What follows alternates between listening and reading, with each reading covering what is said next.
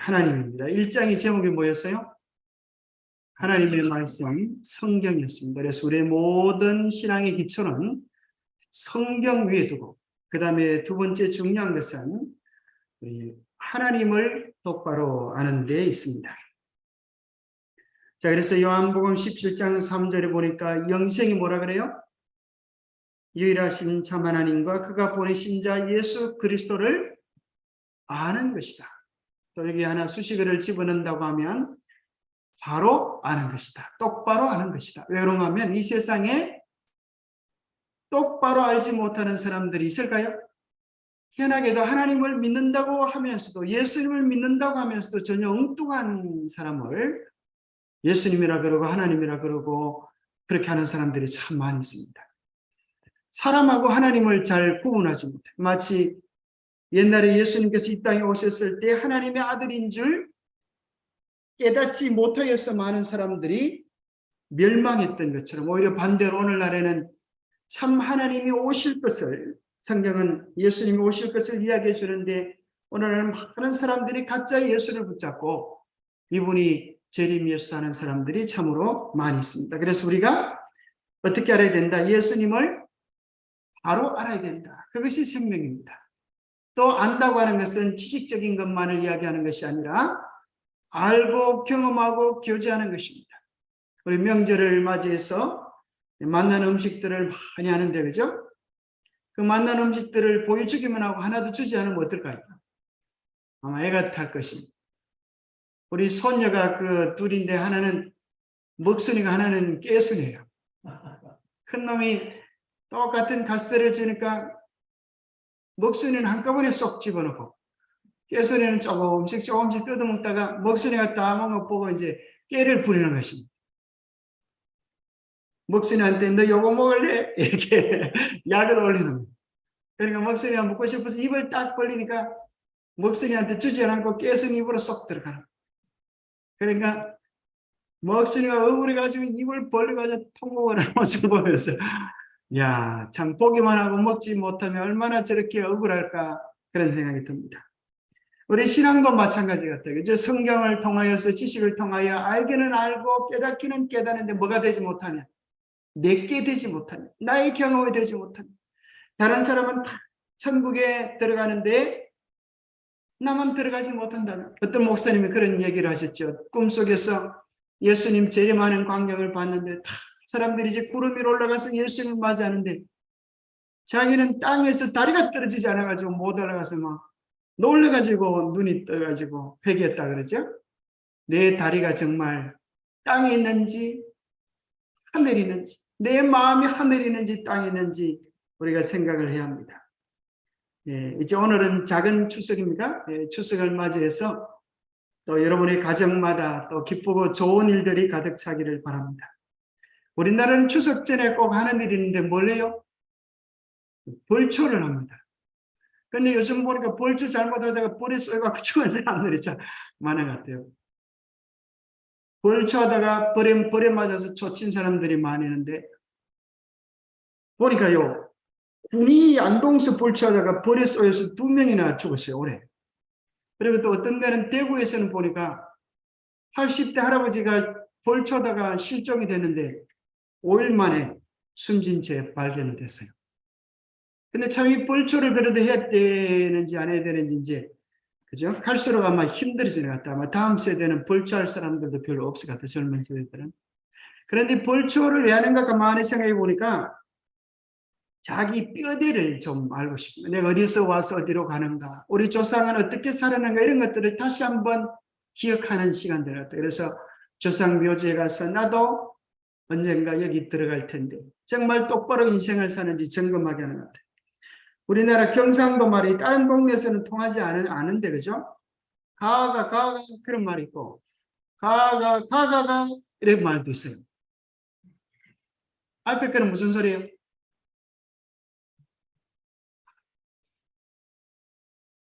가가는 이제 가가 그 사람인가 이런 소리고, 가가는 뭐예요? 옳지 지성 어떻게 알았어? 그 아이가 가시가 맞느냐? 이거 이제 가짜 하나 다섯개 붙어가지고 가가 이렇게 이제 저 강원도 사람 모르겠죠? 경상도 사람들은 알아요. 자, 우리나라의 성씨 중에 가장 많은 성씨가 무슨 성씨일까요? 김씨, 이씨, 박씨가 우리나라 성씨 약 63.9%를 차지한다 그래요. 성씨가 참 우리나라 성씨가 총 몇 개나 될까요? 290여 개가 있다 그러는데 2002년도 조사에 그 가운데 많은 성씨가 김씨, 이씨, 박씨라 해서 서울에서 돌을 던지면 그죠? 남산에서 돌 던지면 누가 많은다고요? 이 셋 중에 하면 맞을 것이다 그렇게 얘기합니다. 근데 왜 보니까 우리 집사람도 성씨가 이제 김씨인데 김씨들은 대단한 자부심을 가지고 있어요. 뭔 자부심을 가지고 있어요? 왕족이라는 거예요. 그죠? 신라 시대 박역거세 뭐 이런 사람들. 또 이씨는 왜 그랬죠? 이씨는 이씨조선. 또 박씨도 박역거세 이렇게 이제 뼈대 있는 집안이라고 이렇게 얘기를 하는데 여러분들 오늘 족보를 좀 알아드렸어요. 추석을 맞이해가지고. 정말 김씨가 양반인가? 여기에 대해서 요즘 연구를 해보니까 김씨가 쌍놈이라고 하는 사실이 밝혀졌어요. 자, 왜 그런지 한번 똑띠게 들어보시기 바랍니다. 중국에는 2,600개의 성씨가 있고 일본에는 성이 몇 개나 될까요? 일본에는 10만여 개나 성씨. 참 아주 지독실이 많지. 자, 우리가 성씨의 기원, 내 뿌리를 똑바로 아는 것은 참 중요한 일입니다. 그죠? 우리나라의 성씨 중에 80%는 중국에서 들어온 성씨고, 그런데 참 희한한 성씨도 있어요. 그 성씨 가운데 짐승이 이 성씨인 성씨도 있어요. 짐승. 이거는 무슨 성씨일까요? 네? 마씨 같죠? 마씨가 아니고 미량박씨. 미량박씨. 미량박씨는 어디서 나왔다 그래요? 말이 알을 낳고 그 알에서 박역거세가 나왔다. 그렇게 얘기합니다. 근데 진짜 여러분 정신차려 생각해보면 알에서 사람이 나오겠어요? 못 나오겠어요? 못 나옵니다. 그죠? 알을 아무리 뒤달보세요. 그게 사람이 나올 수가 없죠. 그런데 가만히 보면 이것도 뭔가 이유는 있어요. 그죠? 그 알이 그죠?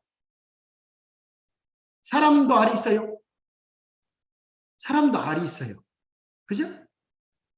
난이라 그러죠. 난자. 그러니까 알이 있는 거예요. 어떤 그런 것들과 연관되어져서 아마 이렇게 신화적으로 만들어낸 그런 내용인지 실제 그렇지 않을 거예요. 우리가 이제 뭐 가족들이 또 명절에 모이면 윷놀이도 하는데 하나님께서 이 세상을 만드실 때 창세기 1장 14절에 보면 사람을 만드시고 또 사람을 돕도록 뭘 만들어 주셨어요? 육축을 만들어요. 육축. 지금 번역은 가축으로 바꿨는데 우리나라 사람들이 참 재밌어요. 육축이라고 하는 것은 6종류의 짐승을 육축이라고 합니다. 그래서 이 6종류의 짐승은 사람들을 같이 살면서 사람을 잘 도와주는 그런 짐승입니다. 그래서 이 짐승을 여러분이 윷놀이 할 때 이제 흔히 도, 개, 글, 윷, 모 이렇게 할 때 짐승들이 몇 마리가 들어가요? 5마리가 들어가요. 도는 뭘까요?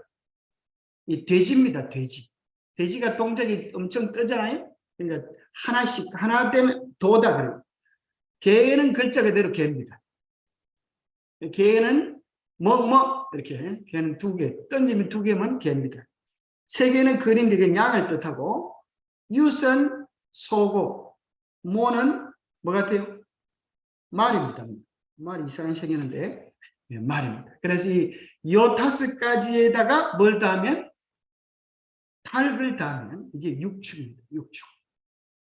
그래서 하나님께서 우리 주위에 사람들을 돕도록 그래서 가만히 보면 이것들이 다 쓰임새가 있어요. 하나님께서 왜 이런 것들을 주는가? 닭은 뭐예요? 시계입니다.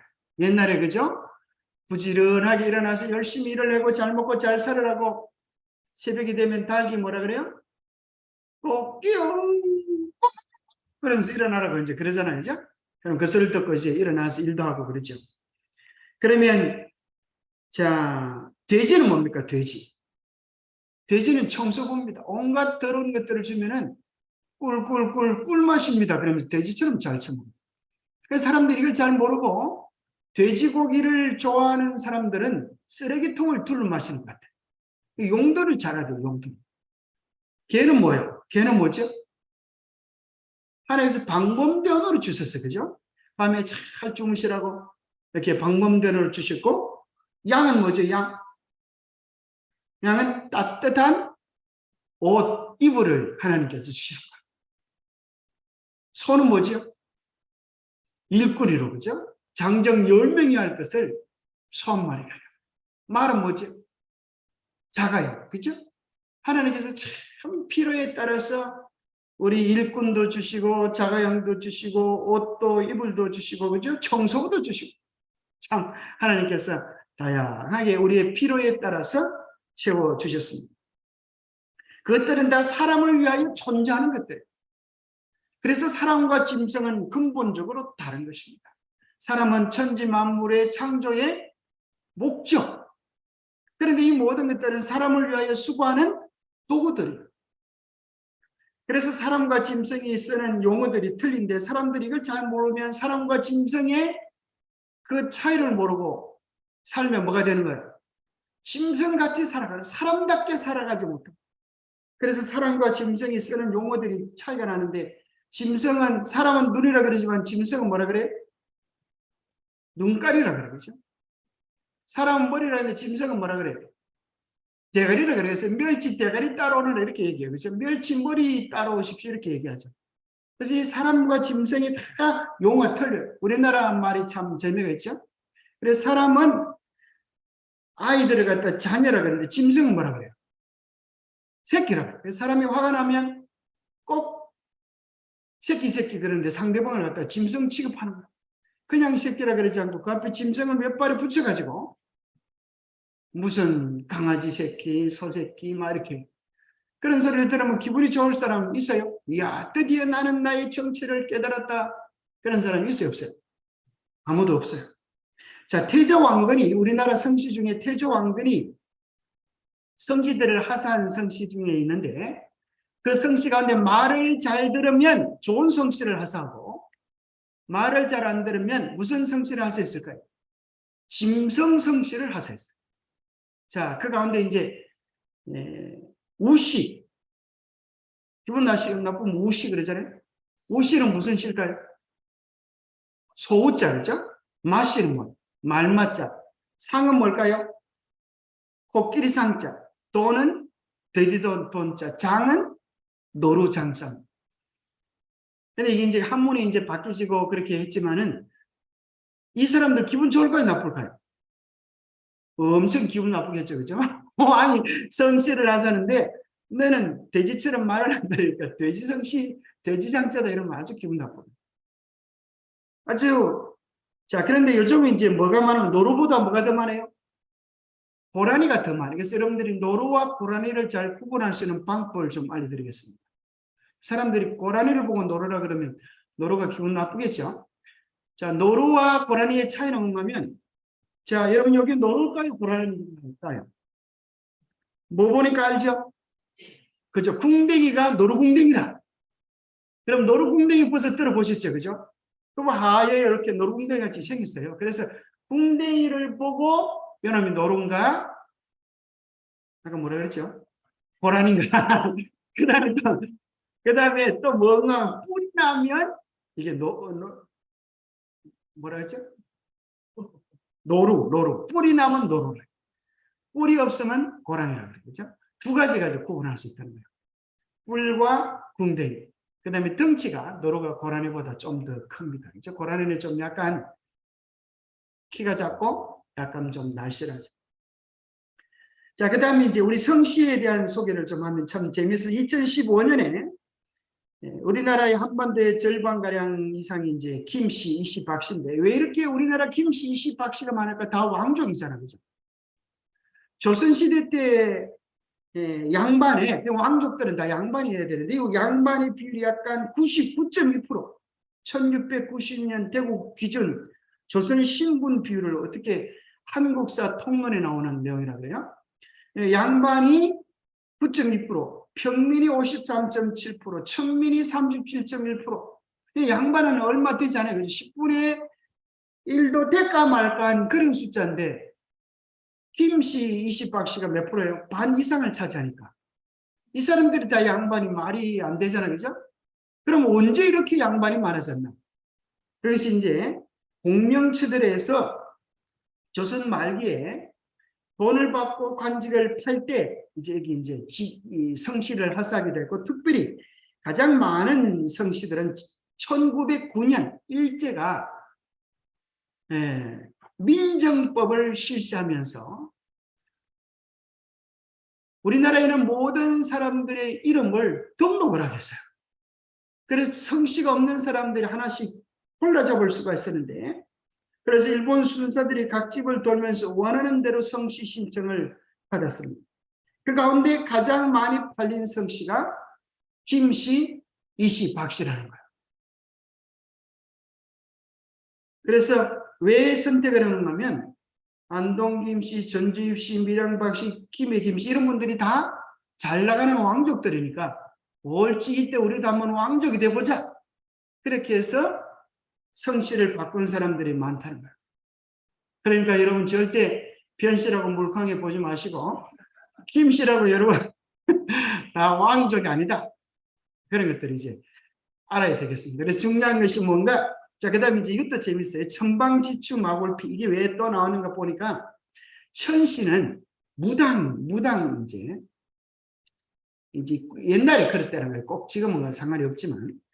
방씨는 이제 뭐 하는 사람 같아요? 목수하는 사람을 방씨라고 그랬어요. 그 다음에 지씨는 뭐 하는 사람 같아요? 죽은 사람, 이렇게 직관이죠. 직관. 땅을 보고 이렇게 하는 죽은 사람, 장사 지내는 전문적으로 하는 사람들을 신분을 천하게 해서 그들을 지씨라 그렇게 칭했어요. 그 다음에 축씨, 마씨는 축은 소고, 말은 말, 피는 껍데기, 골은 뼈. 그러니까 이것은 축씨, 마씨, 골씨, 피씨는 이게 백정을 뜻하는 그런 글자라고 그래요. 그렇게 해서 되어졌다고 이제 그런 설이 있어요. 그러나 뭐 꼭 그런 것만 안 해요. 어쨌거나 가장 중요한 문제는 우리의 뿌리가 어디 있는가? 우리는 결코 짐승이 아니라 뭘 알려줘야 되겠어요? 누가복음 3장 38절에 보면, 그래서 여러분들이 이제 명절을 맞이해서 여러분 성시 자랑도 하시고 더불어서 우리의 근본이 어디에 있다?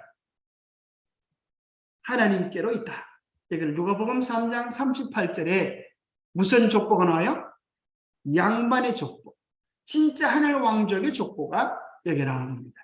그 이상은 아담이요 그 이상은 하나님이십니다.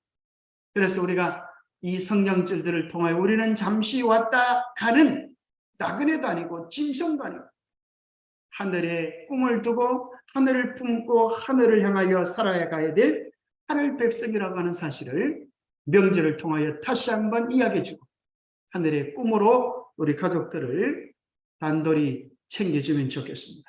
잠언 30장 2절 3절에 보니까 나는 다른 사람에게 비하면 짐승이라. 짐승이 뭔가? 내게는 사람의 총명이 있지 아니하냐. 나는 지혜를 배우지 못하였고 또 거룩하신 자를 아는 지식이 없으면 짐승이 되는 거야. 짐승이 뭔가?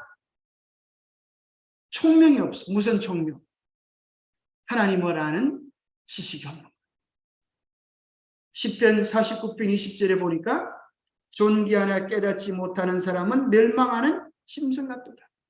소가 그렇게 힘이 세고 돼지가 그렇게 잘 먹어도 가야 될 곳은 딱 한 군데밖에 없어. 그죠? 2살장밖에 없어. 사람과 짐승은 전혀 다른 것입니다. 사람으로 태어나서 뭘 깨닫지 못하고 우리의 근본, 우리의 방향, 삶의 목적을 깨닫지 못하면 짐승과 같다는 것입니다. 그러면 정말 우리가 누구인지 어디서 왔는지 무엇을 위하여 살아야 하는지를 똑바로 알 수 있는 방법이 무엇인가? 우리의 근본 뿌리 누구를 알아야 돼요? 하나님을 똑바로 알면 우리가 하나님의 자녀라고 하는 사실을 알게 된다는 것입니다. 그래서 우리 기본교리 제2조 같이 한번 큰 소리로 한번 읽어보겠습니다. 시작. 성부, 성자, 성령, 곧 함께 영원하신 새 신격의 통일체이신 한 하나님이 계십니다. 하나님은 불멸이시고 전지전능하시고 만유 위에 계시고 항상 존재하십니다. 그분은 무한하시고 인간의 이해를 초월하신 분이시면서도 그분의 자기 계시를 통해 알려주신다. 그분은 모든 피조물들에게 영원히 경배와 숭배와 예배를 받으시기에 합당하시다. 자, 오늘 하나님에 대한 내용들을 정리하면 첫 번째, 하나님은 삼위일체 하나님이시다. 이것을 우리가 분명히 이해해야 되겠어요? 자, 삼위일체를 잘 이해해야 되는데 삼위, 세 인격, 세 신격을 가지고 계신 분이시지만 자, 일체를 잘못 이해해가지고 몸이 하나다 이런 개념으로 받아들이면 안 돼요.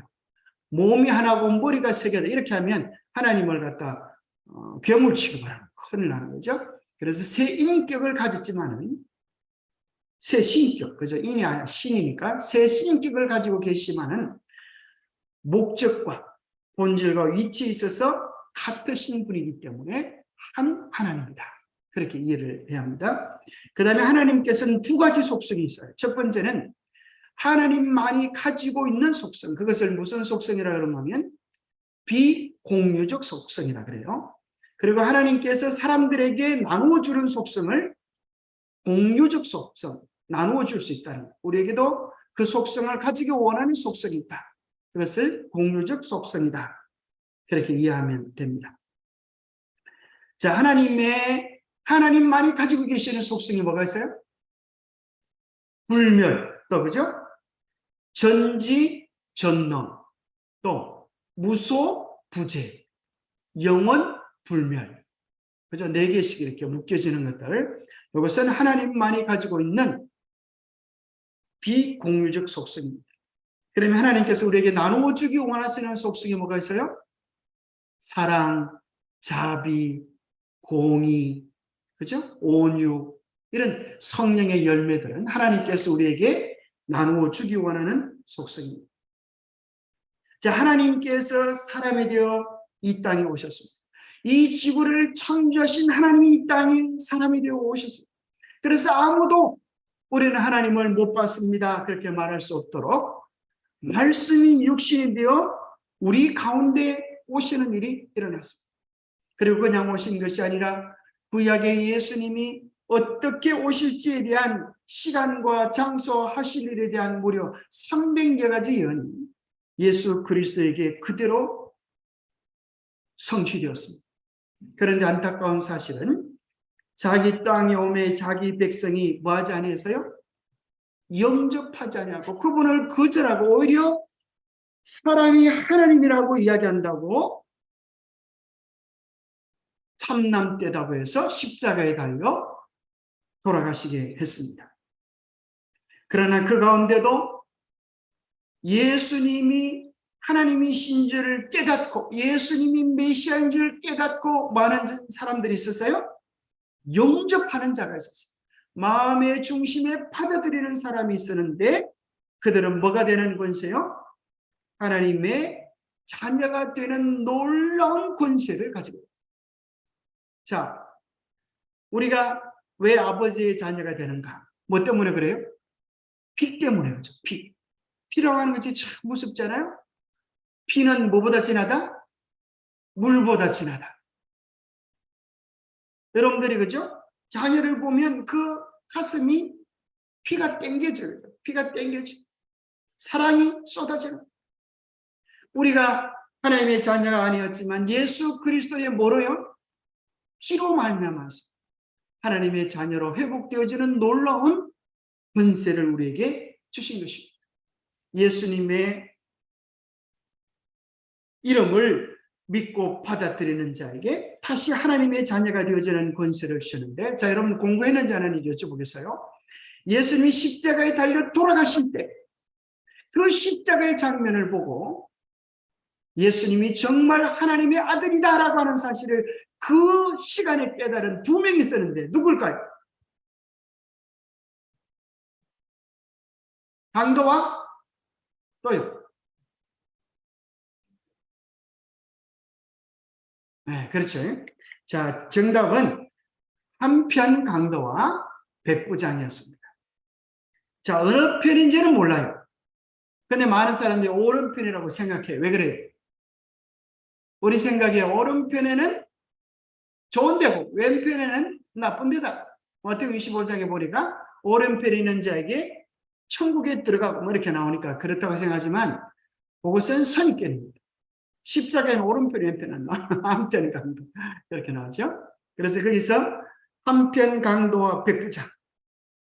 그래서 강도가 예수님이 십자가에 달려 고통당하시는 모습 속에서 자기는 원망과 불평을 하는데도 예수님은 한 번도 원망하고 불평하지 아니하고 원수를 사랑하여 위하여 기도하는 것까지 하나님의 심정을 나타내는 것입니다. 우리는 사실 이 강도를 보면서 그런 생각을 합니다. 저 사람 정말 땡 잡았다. 실수 좋다. 어떻게 바로 그 죽기 직전에 예수님을 만나가지고 예수님 천국에 들어가시면 저를 좀 생각해 주십시오. 그 말 한마디인 것 때문에 영원한 멸망에서 영원한 생명으로 옮겨지게 되는 그렇게 생각하지만 그러나 그것이 그냥 되어진 것이 아닐 것입니다. 그가 예수님을 비록 강도짓을 하면서 마음속에 영혼을 사모하는 마음이 있어서 끊임없이 찾다가 드디어 십자가에서 예수님을 만났을 때 그런 예수님의 풍겨나오는 인품 속에서 다시 한번 메시아라고 하는 사실을 확정하고 고백할 수 있는 것입니다. 사람이 말이 그렇게 쉽게 바뀌어지지 않아요. 평생 하나님을 부인하고 원망하며 살던 사람이 죽기 전에 예수님 믿겠습니다. 그렇게 말해보라 그러면 못합니다. 그 아무것도 안 했는데 자존심 붙잡고 죽어가는 그 시간에도 구원을 거절하고 죽어가는 것이 인간이에요. 강도가 그렇게 예수님을 구주로 인도하기 전까지 인정하기 전에는 그의 마음속에 하나님을 찾는 마음이 있었기 때문에 이 백부장은 예수님을 보면서 어떻게 하나님을 알게 되었는가? 이 사람은 뭐 하는데 전문가입니까? 평생 사람이 죽는 사형의 장소에 얼마나 많은 살인자들을 사형수들을 두 눈으로 목도했을까요? 그런데 이제까지 수많은 사형수가 죽었지만 예수님처럼 돌아가시는 사람은 아무도 없었습니다. 많은 사람들은 욕을 하고 원망하고 저주하며 돌아가는데 예수님은 마지막 십자가상에서 7마디 그 말씀 한마디 한마디 하늘의 역사를 이루는 위대한 감동의 교훈들이었습니다. 그래서 그는 그 속에서 일어난 예수님의 삶의 고백과 또 예수님이 십자가에 달려 돌아가실 때 일어난 지진을 보고 이는 진실로 하나님의 아들이었다라고 하는 고백을 하게 되었습니다. 이 세상의 많은 학문들은 인간이 머리를 쓰고 연구하고 독하게 해서 하나 공부를 알아갈 수 있는 것들도 있습니다. 그죠? 그렇게 깨우치는 사람도 있습니다. 하늘을 가르쳐주면 열을 아는 사람도 있지만 하나님을 아는 것은 인간이 노력해서 스스로의 지혜로 깨달을 수가 없어요. 그러면 이것이 하나님을 똑바로 아는가 그렇지 못하는가가 영생과 멸망을 좌우하는 길인데 우리가 어떻게 하나님에 관한 지식을 알 수가 있는가? 여러분 두 가지로 딱 나옵니다. 여러분 책에 보면 첫 번째는 우리가 뭐가 필요한가 하면 열린 마음이 있어야 한다. 똑똑하다고 해서 성경을 깨닫는 것이 아니고 무식하다고 해서 못 깨닫는 게 아니에요. 마음이 청결한 자가 복이 있나니 저희가 하나님을 볼 것입니다. 마음속에 간절한 마음, 깨끗한 마음, 정직한 마음을 가질 때 우리는 하나님을 깨달을 수 있을 거라고 이야기합니다. 첫 번째, 뭘 통하여 우리가 하나님을 알 수 있는가? 천년계를 통하여, 천년계. 천년계가 뭡니까? 보통 사람들이 하는 말로는 이 자연계, 왜 우리는 천연계라고 하는 용어를 쓸까요? 자연계는 많은 분들이 생각하기에 스스로 자자 말미암을 얻자, 스스로 생긴 게 자연계다, 이렇게 설명을 합니다. 그럼 천연계는 하늘로 말미암아, 하나님으로 말미암아 되어진 세계, 다른 말로 하면 이것을 창조 세계라 이렇게 표현하게 됩니다. 우리는 창조 세계들을 통하여서 하나님을 깨달을 수 있습니다. 시편 19편 1절, 하늘이 하나님의 영광을 선포하고 궁창이 그 손으로 하신 일을 나타내는도다. 우리가 매일 하늘을 보면서 땅을 보면서, 특별히 이제 추석을 이제 외국 사람들이 물어봐요. 추석이 한국에서 뭐 하는 날이냐? 그럼 여러분 뭐라고 설명하면 좋을까요? 저는 이제 이렇게 말합니다. 추석은 한국의 추수감사절이다, 땡스기빙 데이다, 이러면 사람들이 팍 알아들어요. 그래서 우리나라의 추석 때는 핵곡식, 그죠? 쌀, 뭐 이런 과일, 뭐 이런 것들, 핵곡식을 주신 하나님께 감사하는 그런 날이다, 이렇게 얘기하는 거 잘 알아들어요. 그래서 우리나라 여기 창세기 로마서 1장 20절에 보니까 하나님은 우리 눈에 보이지 않는데 우리가 어떻게 하나님을 알 수 있는가 하면, 창세로부터 그의 보이지 아니하는 것들 곧 그의 영원하신 능력과 신성이 어디에 나타나요? 만드신 만물에 분명히 보여 알게 되나니 그러므로 저희가 핑계치 못할지니라. 뭘 보니까요? 만물에 보니까 두 가지가 나타나는데 뭐가 나타나요? 능력, 하나님이 우리를 위하여 무슨 일을 하실 수가 있는가? 우리는 만물들을 보면 하나님의 능력을 발견해야 됩니다. 어떻게 하나님의 능력을 발견할 수가 있어요? 저는 만물을 가만히 보니까, 여러분 꽃이 예쁩니까? 그 작은 씨앗이 심어졌다가, 그죠? 꽃으로 피어나게 하시다. 씨앗을 뭐야 꽃으로 피어나요? 묻어야 돼요. 사람이 죽으면 묻듯이 씨앗을 묻으면 그 속에서 싹으로 생명으로 태어납니다. 그리고 날아다니는 모든 것들은 가만히 보니까 어디서 나오는가 하면은 아래서 꽃이 같은 데서. 그 사람의 무덤이 또 동그랗게 관 속에 들어갈 때 이렇게 무덤을 동그랗게 하지. 이 알 속에서, 그죠? 하늘 날아가는 새들은 다 어디서 나와요? 알에서 나와요. 나비는 어디서 나와요? 알에서 나와요. 그래서 하나님께서 그런 것들을 통하여 우리가 무덤 속에 들어가지만 우리 주님이 오실 때 나비처럼 새처럼 불사불멸의 몸으로 일어날 것을 보여주시는 겁니다. 그리고 참 재밌게도 이 약이라고 하는 글자를 가만히 보면 불초변의 즐거울 낙자. 그래서 우리나라는 특별히 유명한 의사선생님이 한 분 계시는데 허준이라고 하는, 그죠? 허준의 동의보감에 보면 그 약들이 다 뭐가 약이에요? 풀이 약이다, 풀이. 무슨 병에는 뭐가 좋고 무슨 병에는 뭐가 좋고 다 먹어보고 경험하고, 그렇게 해서 막 약초들로 가득 채워놨어요. 그래서 실제 이제 우리가 쓰는 주사기 속에 들어가는 약들도 식물 속에서 채취한 것들이 많다는 거예요.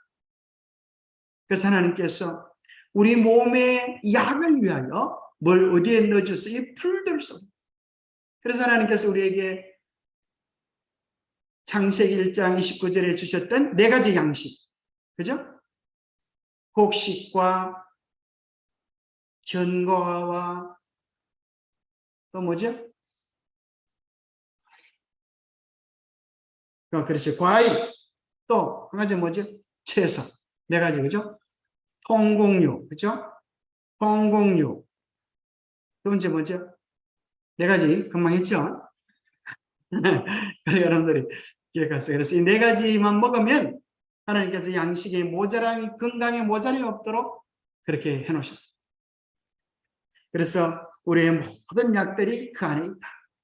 자, 그 가운데 이제 여러분 책에는 양심의 정답 안 나옵니다. 요거는 이제 그 안에 부속되어진 것인데 세부적으로 나눠놨습니다. 그래서 여기 보면 여러분 책에는 기본교리에는 천년계와 성경이 다 되어 있는데, 천년계 안에 뭐가 있는가 하면 인간의 양심이 이제 구분되어 있고 또 신앙심, 그것이 있다는 거예요. 모든 사람들마다, 그죠? 각 지역이나 종족들마다 뭐가 있어요? 신앙심을 다 가지고 있어요. 특별히 사람들이 하나님을 안 믿어. 하나님 어디 계셔?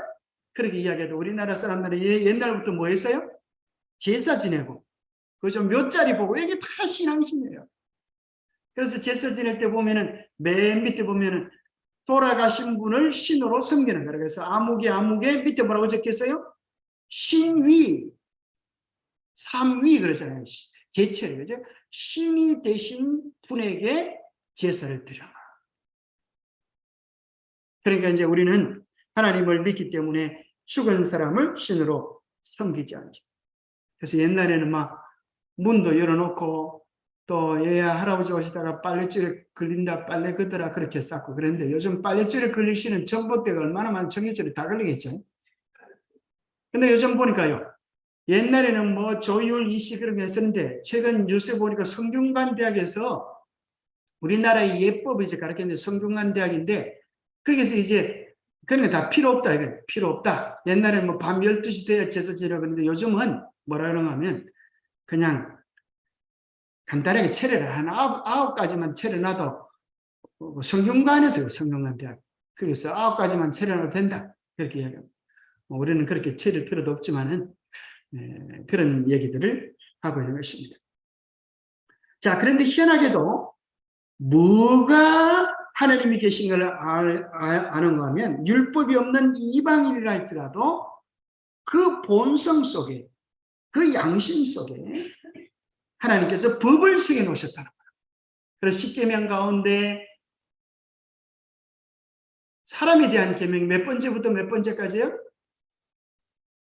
5번째부터 10번째까지 계명은 사람의 도덕성 속에 사람의 양심 속에 새겨놓은 계명이어서 가르쳐주지 않아도 알아요. 5번째 계명이 뭡니까? 내 부모를 공경하라. 근데 요즘 어떤 놈들은 공격하는 놈들이 많아요.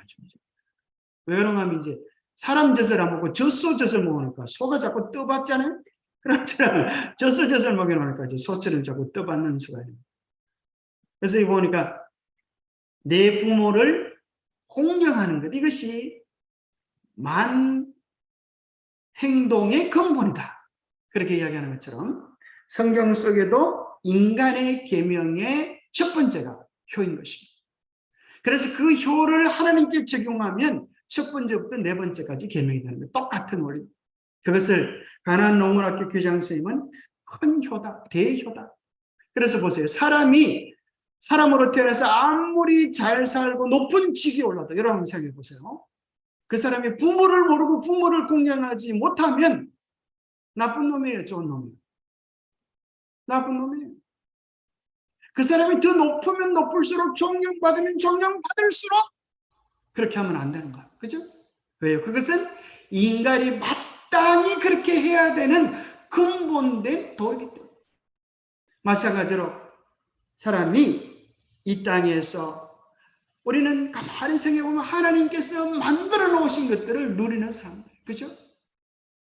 만들어 놓으신 것들을 누리는 사람들이 이 천지 만물을 창조한 하나님을 모르고 경배하지 않으면 뭐만도 못해요? 짐승만도 못해요. 그래서 주인을 알지 못하면 하나님을 알지 못하면 짐승이 되는 것이고 그게 진짜 쌍놈인 거예요. 우리가 하나님의 양반은 뭐다? 선량할 양은 그죠? 하나님을 똑바로 하는 인생의 근본을 똑바로 하는 그리고 하나님의 법을 자기 마음의 중심에 삼고 심고 그 법대로 살아갈 때 우리는 하나님의 백성이 되는 것입니다. 그래서 여러분 책에는 두 번째 정도로 성경을 뜻합니다. 하나님을 알기 위하여 분명히 우리에게 필요한 것은 이 천연계들을 통하여 알 수 있지만은 우리의 지각이 좀 죄로 말미암아 타락되어져서 둔화되어졌어요.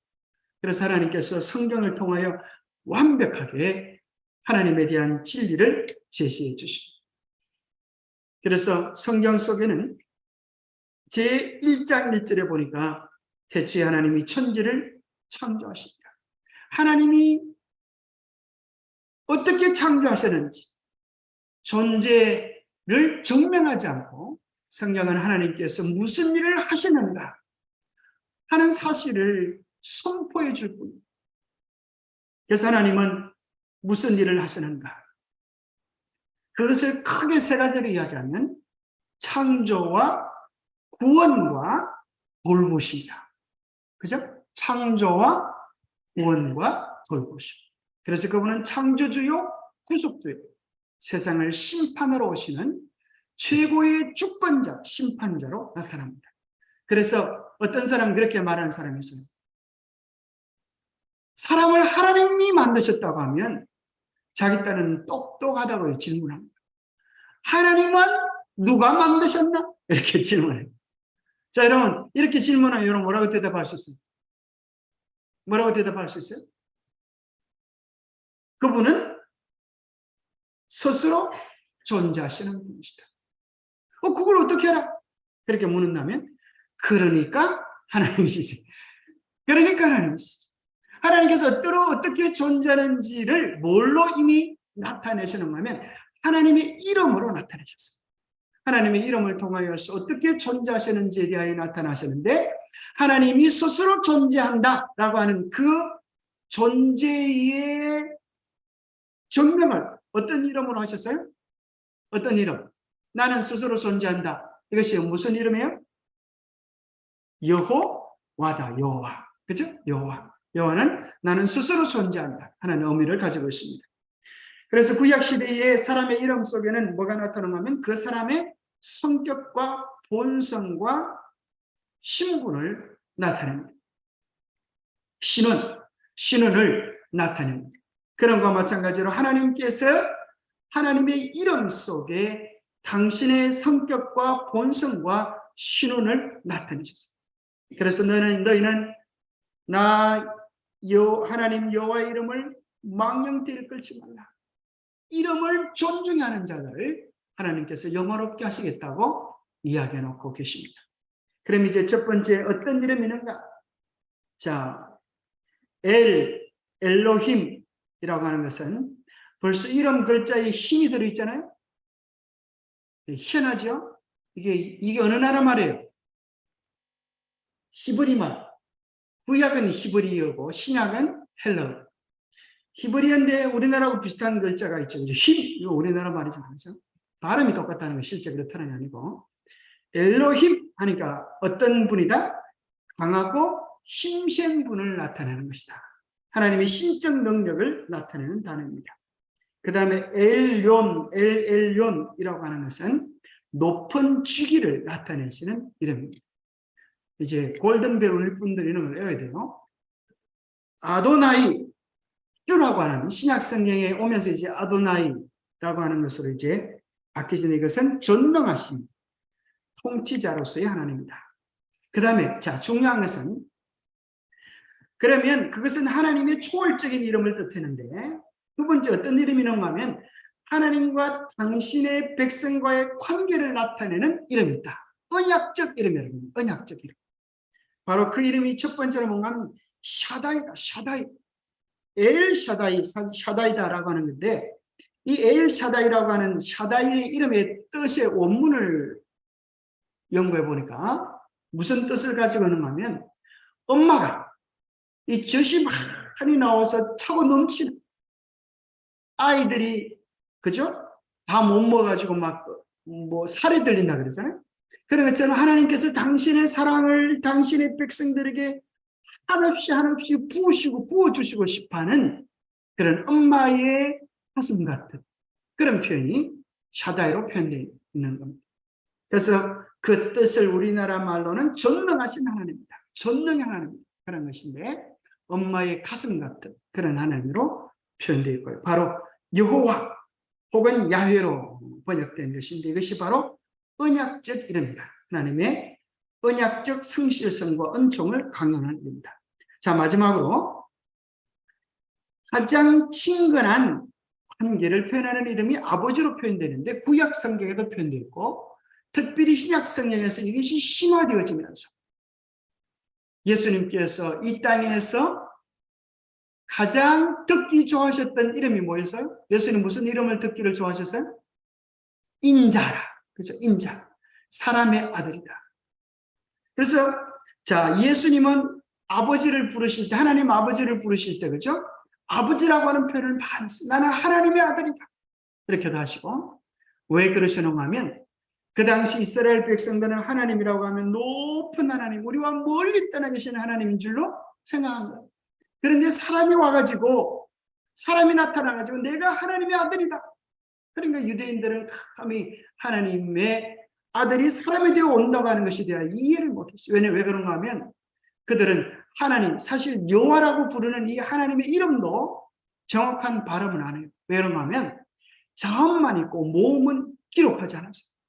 하나님의 거룩한 이름이 이방인에게 불려질 것을 생각하고 사람들의 이름이 감히 불려질 것을 생각하여서 모음을 다 빼버렸어요.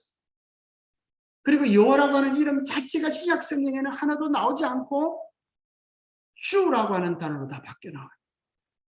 하나님의 이름은 사실 정확하게 우리가 뭔지를 잘 모르지만 이렇게 이제 됩니다. 그 다음에 성경을 받아 쓰다가 하나님의 이름이 나오면 그 받아 쓰는 사람들이 목욕 제개를 하고 붓을 빨고 다시 쓰는 거예요.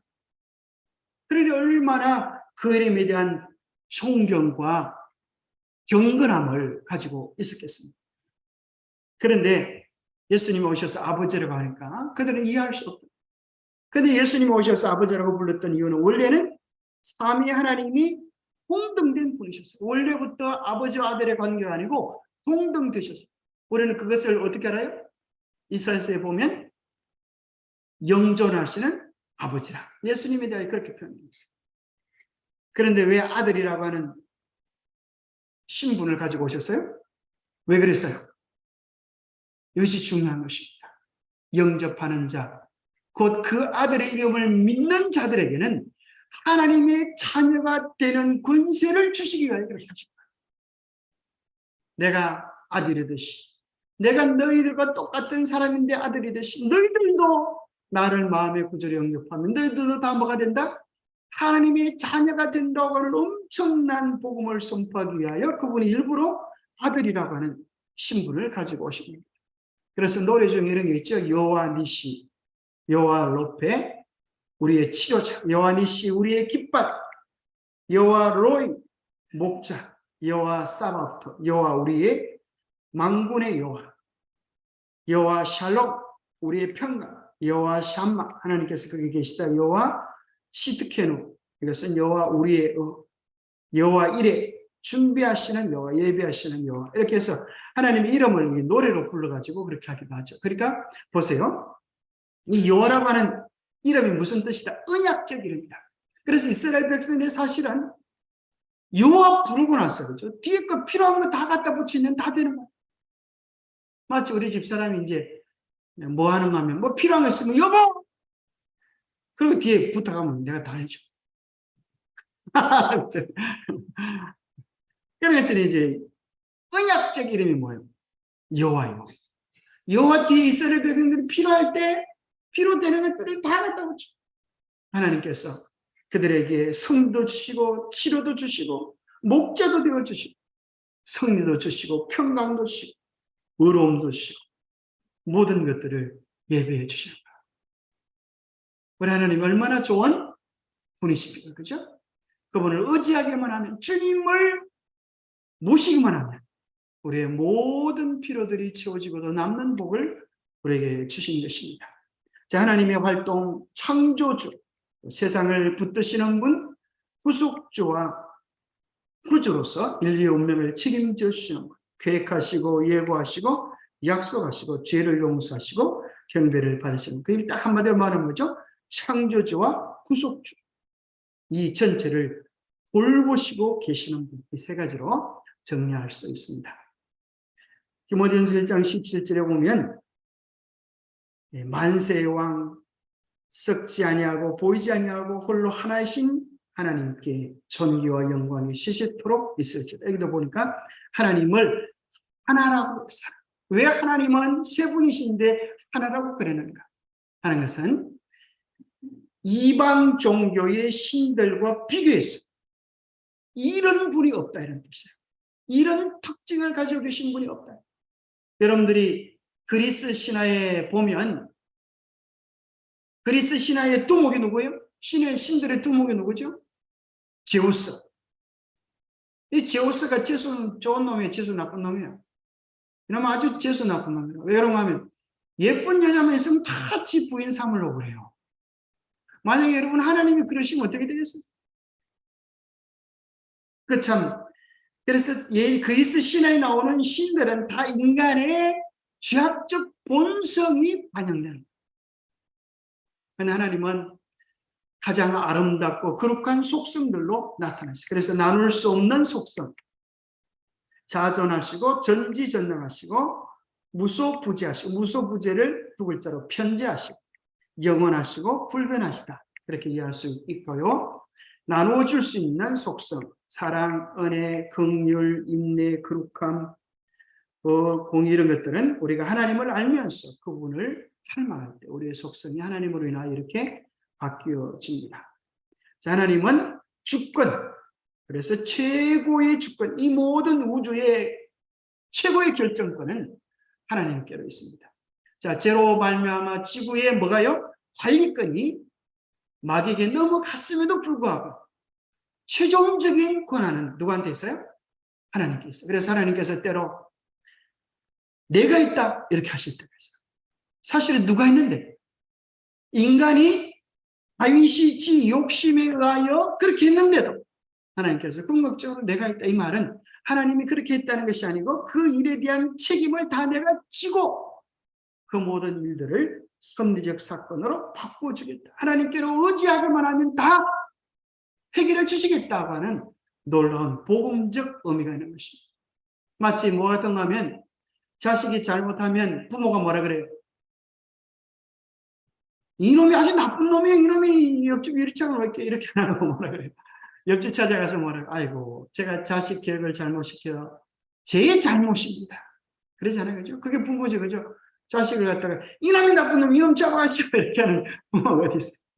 하나님께서 우리의 모든 것을 감싸 안으시고 내가 있다, 최종적인 주권을 가지고 계신 분. 자, 그런데 여기서 굉장히 중요한 교리가 나오는데요. 자, 일반 장로교 교리의 핵심은 칼빈이 있는데 칼빈의 5대 교리가 있어요. 이것을 앞에 글자를 따서 튜립 교리다 그러는데, 첫 번째는 뭐냐면 전적으로 타락했다. 인간은 완전히 타락했다. 그래서 뭐 할 수도 없다. 선택할 수 있는 권한도 없다. 그래서 하나님은 우리를 무조건적으로 선택하셨다. 구원받을 사람과 구원받지 못할 사람을 무조건적으로 선택하셨다.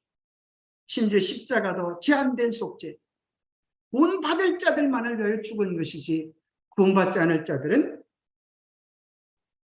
꿈도 꾸지 마라.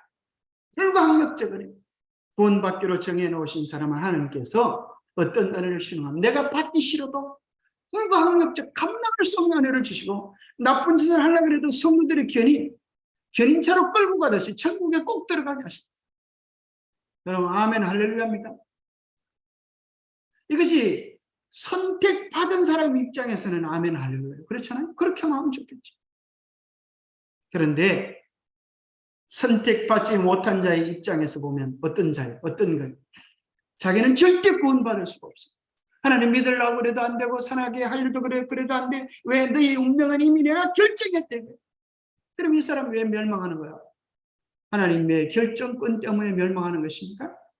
그렇지 않아요. 하나님이 결코 그렇지 않아요. 하나님은 모든 사람이 다 구원을 받으며 진리에 이르기를 원하시는, 요한복음 3장 16절 하나님이 세상을 이처럼 사랑하사 독생자를 주었으니 누구든지 저를 믿으면, 누구든지 예외가 없어, 누구든지 저를 믿으면 구원받기 원하시는 것이 하나님의 뜻인 것입니다. 그래서 소경이 소경을 인도하면 둘이 다 구덩이에 빠지게 됩니다. 그러나 하나님께서 우리에게 감사하게도 뭘 주셨어요?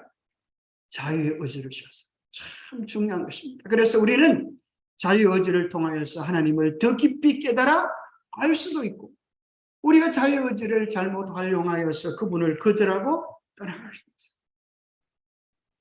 우리는 이 자유의 의지를 어떻게 해야 되겠어요? 하나님의 영광을 위하여, 생명을 얻는 일을 위하여 우리 모두는 자유의 의지를 활용해야 되겠습니다. 그래서 하나님의 모든 행동은 마지막 한마디로 결론을 지으면 여기 나오죠. 여기 다 있네, 그죠? 모든 사람이 구원을 받으며 진리에 이르기를 원하십니다. 그리고 아무도 멸망치 않고 다 회개하기에 이르기를 원하십니다. 이것이 하나님의 마음. 그래서 하나님의 사업, 하나님의 역사는 궁극적으로 뭘 위하여? 우리의 구원을 위하여 애쓰신다. 우리도 뭐 해야 되겠어요? 구원을 초점에 두고 신앙을 하고 성경을 읽어야 합니다. 자, 마지막 한 가지 결론입니다. 여러분 책은 없지만 구원은 뭡니까? 구원이 뭐예요? 구원이 뭐예요? 예수 그리스도가 구원입니다. 예수 그리스도를 마음에 모시면 예수님과 교제하는 것 자체, 예수님을 알아가는 것, 예수님이 생명이에요.